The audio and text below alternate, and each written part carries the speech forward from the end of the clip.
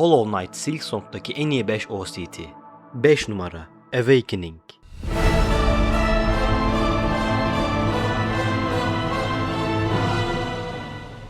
4 numara Phantom.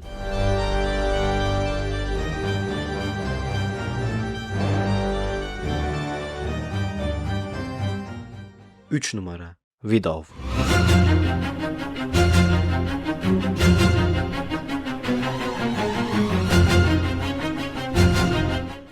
2 numara Carmelita.